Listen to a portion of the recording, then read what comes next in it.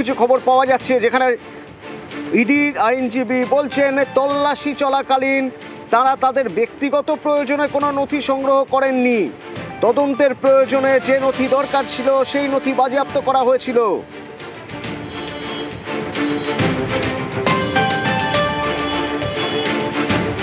এর পাশাপাশি ইডির ভূমিকা নিয়ে যখন প্রশ্ন ওঠে সুপ্রিম কোর্টে, বারবার প্রশ্ন ওঠে। আগে থেকেই এখানে ইডি জানাচ্ছে যে 30,000 কোটি টাকা উদ্ধার করে ইডি এখনো পর্যন্ত ভিকটিমদের ফিরিয়ে দিয়েছে। ইডি শুধু তদন্তের কাজ করে না, ভিকটিমদের হয়ে সওয়ালও করে।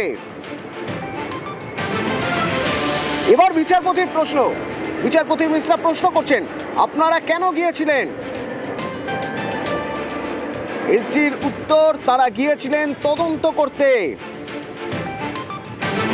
যদিও অভিযোগ উঠছে এসআইআর এর নথি নিতে গিয়েছিলেন, কিন্তু এসআইআর নথি কোনো মূর্খই নিতে যাবে। অর্থাৎ তাদের প্রশ্নই উঠছে না এসআইআর এর নথি নিতে যাবে, অন্তত সেরকম তারা দাবি করছেন। তারা দাবি করছেন যে অনলাইনেই তো অ্যাভেলেবেল এসআইআর এর নথি, তাহলে তা নিতে তারা কেন যাবেন? তারা গিয়েছিলেন কয়লা মামলার তদন্ত করতে।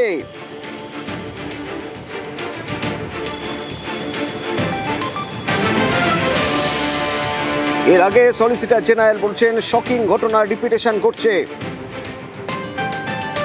মুখ্যমন্ত্রী বার্জিন করেছেন, মুখ্যমন্ত্রী নথি ছিনিয়ে এনেছেন, বলা ভালো চুরি করেছেন বলছেন সলিসিটর জেনারেল।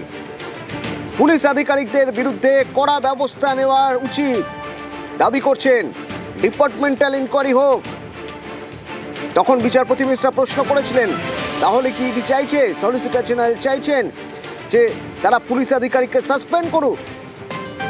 সলিসিটর জেনারেল তখনও বলে যাচ্ছেন যে এর আগেও এ ধরনের ঘটনা ঘটেছে। তৎকালীন পুলিশ কমিশনার ধর্নায় বসেছেন,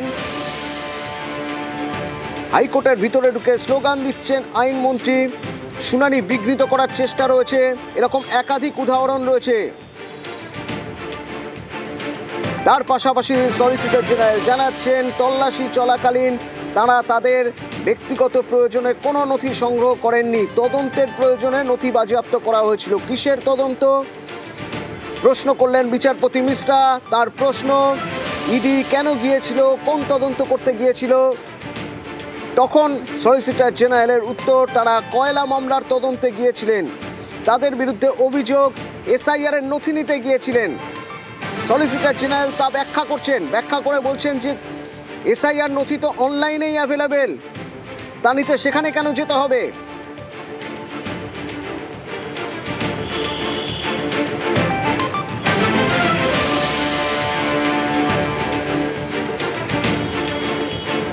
আজকের এই শুনানি গুরুত্বপূর্ণ হয়ে উঠেছে আরও মারাত্মকভাবে, তার কারণ এখানে একটা নতুন আবেদন, আজকে শুনানির আগেই নতুন আবেদন করেছে ইডি, যেখানে রাজীব কুমারকে সাময়িক বরখাস্ত করার আর্জি জানানো হয়েছে এবং আর্জি জানানো হয়েছে স্বরাষ্ট্র মন্ত্রক পদক্ষেপ করুক।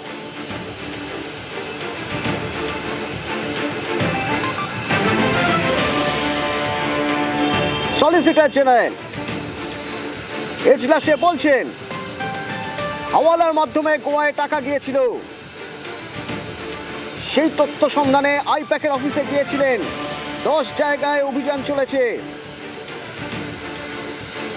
প্রশান্ত কিশোরের প্রসঙ্গ টেনে আনলেন বিচারপতি, জানতে চাইলেন যে কি সেই আইপ্যাক যেখানে আগে প্রশান্ত কিশোর যুক্ত ছিলেন?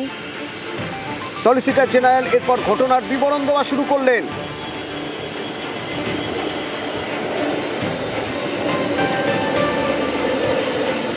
এবং আগেই জানিয়ে দিয়েছেন সলিসিটর জেনারেল, তল্লাশি চলাকালীন তারা কোনো ব্যক্তিগত প্রয়োজনে কোনো নথি সংগ্রহ করেননি। তাদের দাবি তদন্তের প্রয়োজনে নথি বাজেয়াপ্ত করা হয়েছিল।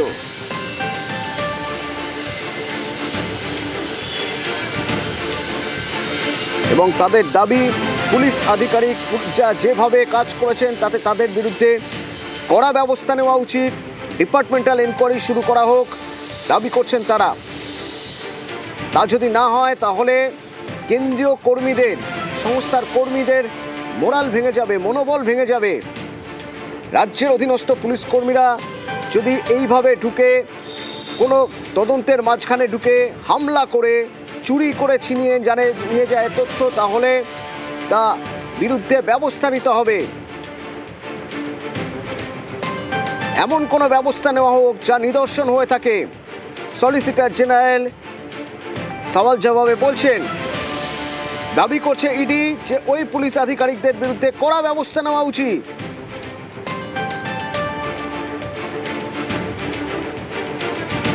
বিচারপতি মিশ্রা তখন প্রশ্ন তোলেন যে ইডি কেন সেখানে গিয়েছিল। তখন সলিসিটর জেনারেলের উত্তর, তারা গিয়েছিলেন তদন্ত করতে, কয়লা মামলার তদন্ত করতে তারা গিয়েছিলেন। তাদের বিরুদ্ধে যে অভিযোগ উঠছে এসআইআর এর নথি নিতে গিয়েছিলেন, তারা স্পষ্ট করছেন যে এসআইআর এর নথি অনলাইনে অ্যাভেলেবেল আছে, তা নেওয়ার জন্য তারা কেন আইপ্যাকের অফিসে যাবেন।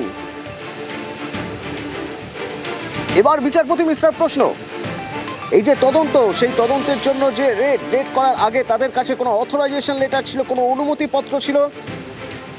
সলিসিটর জেনারেল জানাচ্ছেন সব রকম অনুমতিপত্র ছিল, থানাকে জানানো হয়েছিল, বিল্ডিংয়ে ঢোকার সময় দেখানো হয়েছিল, যখন বিল্ডিংয়ে ঢুকছেন সে সময়ও দেখানো হয়েছিল সেই অনুমতিপত্র, এবং এই অভিযানের কোনো রাজনৈতিক উদ্দেশ্য ছিল না।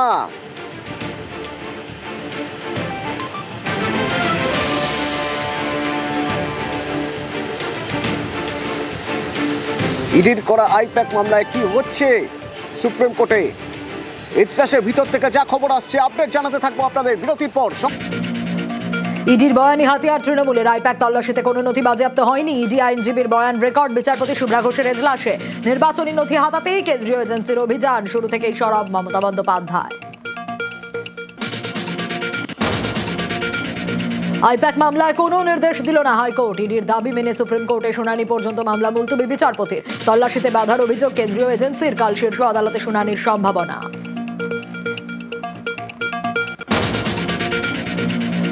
ফরাক্কায় বিডিও অফিসে হিয়ারিং চলাকালীন তাণ্ডব, বিডিওকে চেয়ার ছুড়ে মার, ব্যাপক ভাঙচুর, অফিসারদেরও মারধর। অভিযোগ বিধায়কের সঙ্গীদের বিরুদ্ধে, এফআইআর এর নির্দেশ কমিশনের, গ্রেপ্তার 2।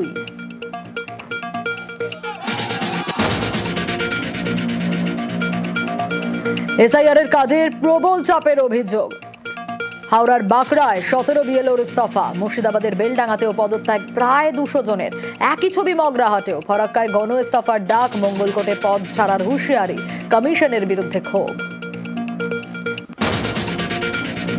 সিঙ্গুর থেকেই ঘুরে দাঁড়ানোর প্রতিশ্রুতি বিজেপির প্রাক্তন রাজ্য সভাপতির। ঘরে ঘরে গিয়ে প্রধানমন্ত্রীর সভার আমন্ত্রণ পত্র বিলি।